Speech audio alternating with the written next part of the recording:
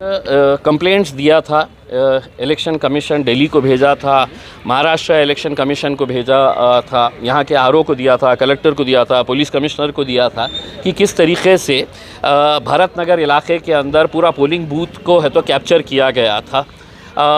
फिर मैंने अंबेडकर नगर के अंदर खुले तौर के ऊपर पैसा बांटते हुए, वहाँ पे भारतीय जनता पार्टी के नेता पैसा बांट रहे हैं, पूरी महिलाएं वो पैसा खींचने के लिए, ये पूरा विजुअल एविडेंस अवेलेबल है। मैंने हर एक को मेरी तकरार के साथ है तो एक सीडी दिया था और उसमें पूरे ये वीडियोस थे। उसके बाद उन्होंने 3 लोगों की कमेटी बनाई है। वो 3 लोगों की कमेटी आज ज़िला परिषद के सीईओ विकास मीना साहब की अध्यक्षता के अंदर यहाँ पर उसकी पहली हियरिंग थी और जो हमारे विरोधी जो जीत कर आए हैं उनके भी वकील यहाँ पर आए थे और उन्होंने ये मांगनी की है कि हमने क्या क्या शिकायत किए हैं उसकी कॉपीज़ हमें दे। हमने उनसे ये मांगनी की है कि आपने जो कमेटी बनाए हैं उस कमेटी ने इनिशियल रिपोर्ट दिया है, तो वो इनिशियल रिपोर्ट क्या है हमें ये बता दीजिएगा ताकि हम है तो आगे बहस कर सके कि उनकी रिपोर्ट और हमारी रिपोर्ट के अंदर क्या फ़र्क आ रहा है करके उसमें। तो अब इनिशियल ये था, उन्होंने नेक्स्ट डेट जो है वो 5 तारीख की दिए है, बुधवार के दिन।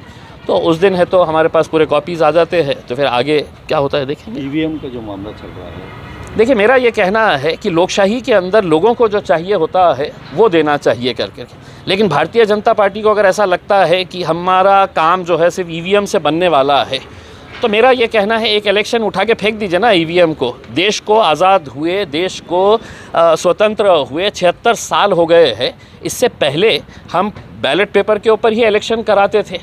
अब देश के लोगों के अंदर अगर शंका है कि ये मशीन के अंदर टेम्परिंग होती है, ये मशीन के अंदर कुछ भी हेरफार हो सकता है, तो लोगों का विश्वास जगाने के लिए आप एक इलेक्शन फेंक दीजिएगा ईवीएम मशीन को और बैलेट पेपर के ऊपर करवा दें, तब मोदी जी को समझ में आ जाएगा कि अपनी ताकत क्या है करके।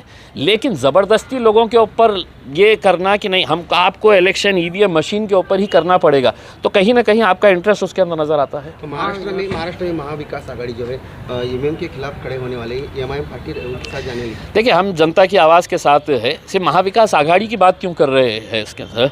मेरा तो ये कहना है कि देश की जनता जो है, ओवरऑल जनता, आप सिर्फ महाराष्ट्र के हद तक नहीं, देश के कई सारे राजनीतिक पार्टियों ने इस बात की मांग की है। मैं लोकसभा के अंदर था, उस वक्त भी ये मुद्दा उठ के आया था कि ईवीएम मशीन के ऊपर लोगों का विश्वास ख़त्म हो गया है, ख़त्म होता जा रहा है, इसको हटाइएगा करके उसमें।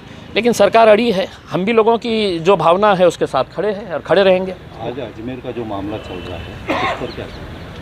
देखिए ईवीएम के ज़रिए अपनी सरकार बनाने वाली भारतीय जनता पार्टी जब ये देख रही थी कि पूरे टेलीविज़न चैनल्स के ऊपर सिर्फ बेईमानी के ज़रिए जीता गया महाराष्ट्र का इलेक्शन की ख़बरें चल रही है, तो उस ख़बरों को डाइवर्ट करने के लिए उन्हें ख्वाजा गरीब नवाज़ की मदद लेना पड़ा और उन्होंने अजमेर शरीफ का मुद्दा बीच में लेके आए। अब पूरे मीडिया वाले जो है वो बेईमानी की ख़बरों को हटाकर अब किस तरीके से अजमेर शरीफ के अंदर सर्वे किया जा रहा है, पूरा मीडिया जो है उसी के ऊपर लगा हुआ है।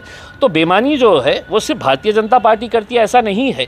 वो भी कह देते हैं कि मीडिया वालों यहाँ तक अब आपको हमने इलेक्शन तक बात करने की थी, अब हम आपको नया मुद्दा दे रहे हैं, अब उसके ऊपर अपनी रोटियाँ सेकिएगा करके। कलेक्टर साहब ने कहा है कि निष्पक्ष इलेक्शन वो है औरंगाबाद जिले। कलेक्टर साहब किसकी भाषा बोलेंगे? मैं तो कलेक्टर साहब को ओपनली कह रहा हूँ कि मैंने आपको एविडेंस दिया हूँ कि कैसा अंबेडकर नगर के अंदर वहाँ पे लोगों को पैसा दे देकर वोट लिया जा रहा था। ये विजुअल एविडेंस है, मैं ज़बानी आरोप लगा रहा हूँ ऐसा नहीं है।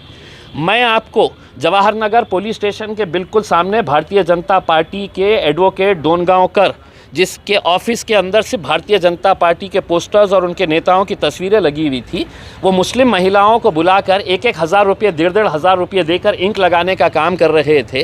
तो मेरे हिसाब से ऐसे बेईमानी का इलेक्शन ये सिर्फ भारतीय जनता पार्टी जीत सकती है। हम हार के भी हम आज खुश है कि हमने इस तरह की बेईमानी करे नहीं है करके।